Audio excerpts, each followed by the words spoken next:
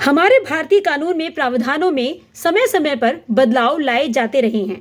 लगातार बदलते हुए सामाजिक तौर तरीके, नई नई बातों के चलते हमारे कानून को भी उसी हिसाब से बदलना पड़ता है। जैसे जैसे नए नए केसेस आते जाते हैं, अलग अलग परिस्थितियां आती जाती हैं, उन सब को देखते हुए कानून में बदलाव लाए जाते हैं। वो केसेस जो कानून में बदलाव लाते हैं, उन केसेस को हम कहते हैं लैंडमार्क केसेस, क्योंकि इन केसेस का लैंडमार्क योगदान होता है हमारे कानून में परिवर्तन लाने में और उनको समय के हिसाब से न्याय दिलाने में सक्षम बनाने में। आइए आज बात करते हैं 7 ऐसे लैंडमार्क केसेस की जिनकी वजह से हमारे पुराने कानूनों में चेंजेस किए गए। तो पहले ऐसे लैंडमार्क केस की बात करते हैं जो है निर्भया केस।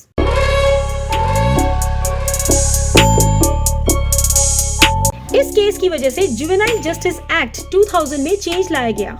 ये केस याद दिलाता है 16 दिसंबर 2016 की वो रात जब दिल्ली में एक 23 साल की लड़की का बहुत बेदर्दी से बलात्कार किया गया था और उसको बिल्कुल अधमरी हालत में सड़क पे छोड़ दिया गया था। उन 6 आरोपियों में से एक 17 साल का जुवेनाइल भी था।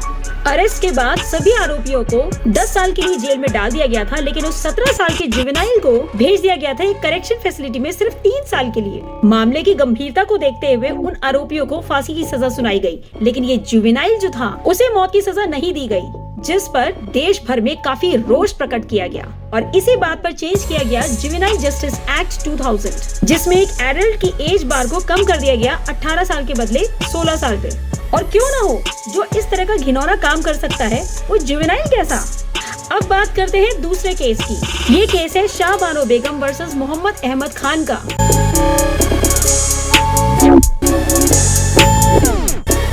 इस केस की वजह से क्रिमिनल प्रोसीजर कोड 1973 में सेक्शन 125 में चेंज लाया गया।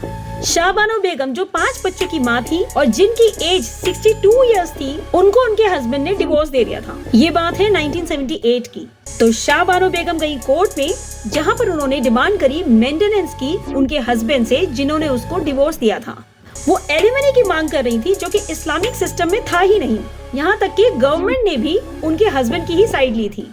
शाहबानो बेगम की खराब होती हुई सेहत को देखते हुए सुप्रीम कोर्ट ने उनके फेवर में और हमारे देश में सेक्युलरिज्म को मानते हुए ये जजमेंट लिया कि उनको उनके हस्बैंड से मेंटेनेंस दिलवाई जाए। और क्रिमिनल प्रोसीजर कोड के सेक्शन 125 में ये चेंज लाया गया कि सारी मुस्लिम तलाकशुदा बीवियों को उनके शौहरों से मेंटेनेंस मिला करेगी।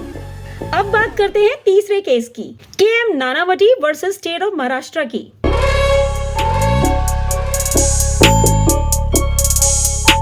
इस केस ने ये साबित कर दिया कि influence panel of jury dangerous हो सकता है और इसीलिए ज्यूरी सिस्टम को खत्म कर दिया गया। KM नानावटी जो कि एक 34 साल के नेवल ऑफिसर थे, उनकी वाइफ सिल्विया उन्हीं के दोस्त प्रेम आहूजा से प्यार करती थी। 27 अप्रैल 1959 को सिल्विया ने अपने हस्बैंड के सामने बहुत क्लियर शब्दों में ये बताया कि वो प्रेम आहूजा से प्रेम करती हैं और उनसे शादी करना चाहती हैं, लेकिन वो डरती है कि प्रेम आहूजा उनसे शादी नहीं करेगा। तो इसी बात पर नानावटी प्रेम आहूजा के घर गए उससे बात करने कि वो उसकी वाइफ से शादी कर ले। बातों बातों में दोनों में झगड़ा हो गया और नानावटी ने प्रेम आहूजा के 3 गोलियां मार दी, जिससे कि प्रेम आहूजा की मौके पे ही मृत्यु हो गई। बॉम्बे हाई कोर्ट की ज्यूरी ने नानावटी के फेवर में वर्डिक्ट दिया, लेकिन जज ने उस वर्डिक्ट को ओवररूल कर दिया क्योंकि नानावटी ने एक मर्डर किया था और इसीलिए उनको उम्र कैद की सजा दी गई। हालांकि उनको 3 साल में ही बरी कर दिया गया। इस केस की वजह से ज्यूरी सिस्टम को पूरी तरीके से खत्म कर दिया गया। अब बात करते हैं चौथे केस की, Mary Roy versus state of Kerala की।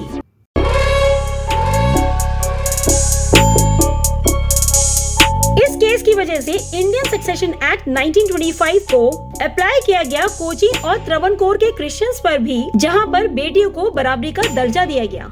एक्चुअली इस केस में हुआ ये था कि मैरी रॉय के हस्बैंड की डेथ हो गई थी और उन्होंने कोई विल भी नहीं लिखी थी, और क्योंकि कोई विल नहीं थी इसलिए उनकी बेटी अरुंधति रॉय को इनहेरिटेंस एक्ट के अंतर्गत राइट टू प्रॉपर्टी नहीं मिला।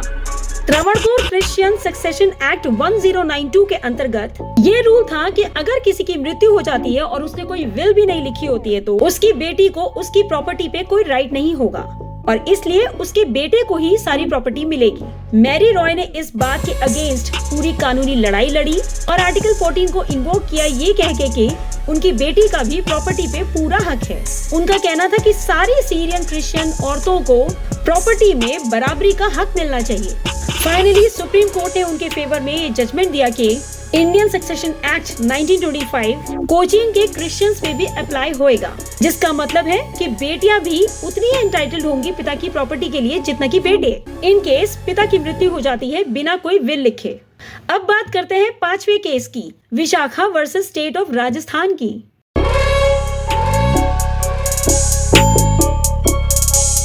इस केस की वजह से कुछ नए कानून लागू किए गए जो औरतों को काम करने वाली जगह पर होने वाले यौन शोषण से बचाते हैं। असल में ये केस भवरी देवी के बारे में है, क्योंकि वो अपनी 1 साल की बेटी के बाल विवाह को रोकना चाहती थी और इसके खिलाफ लड़ाई लड़ रही थी। भवरी देवी जो कि एक सामाजिक सेविका थी, उनका रेप 1992 में राजस्थान के एक गाँव में हुआ था। भवरी देवी ने केस फाइल किया और न्याय की मांग की। उनको मिले जनता के और एनजीओ के बेहद सपोर्ट की वजह से सुप्रीम कोर्ट ने फाइनली एक वर्डिक्ट दिया, जिसमें औरतों को काम करने की जगह पर यौन शोषण से बचाने की बात हुई थी और साथ ही साथ बात हुई जनरल इक्वालिटी की। आपको पता है 1997 से पहले कामकाजी औरतों को काम करने वाली जगह पर यौन शोषण से प्रोटेक्शन दिलाने का कोई प्रावधान ही नहीं था। इस केस की वजह से क्रिमिनल लॉ एक्ट 1983 में चेंज लाया गया। अब बात करते हैं 6ठे केस की, जो कि है मथुरा केस।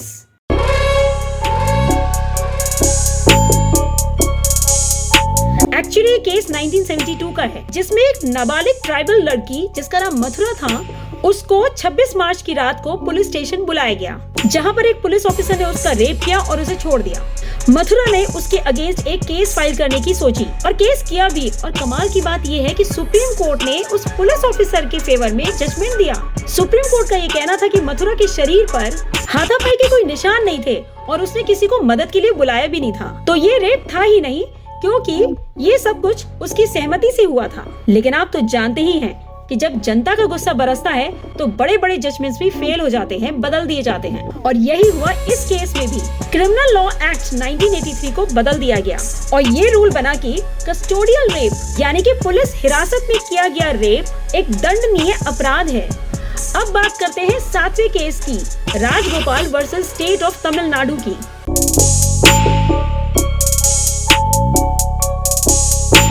ये वो केस है जिसकी वजह से आर्टिकल 19 के दायरे को थोड़ा बढ़ाया गया।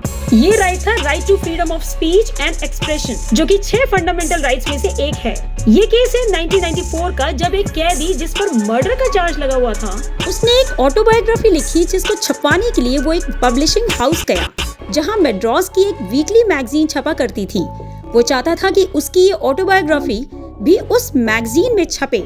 इस ऑटोबायोग्राफी में उसने उस मर्डर की डिटेल्स के बारे में लिखा था जिसको करने का आरोप उस पर लगा हुआ था, और उसमें दी गई थी जानकारी उन सीनियर ऑफिशियल्स के बारे में जो इस मर्डर में शामिल थे। इस बात से वो सारे सीनियर ऑफिशियल्स घबरा गए और उन्होंने खुद को बचाने के लिए उस मैगजीन पर केस कर दिया, ये कहते हुए कि सारी कहानी झूठी थी।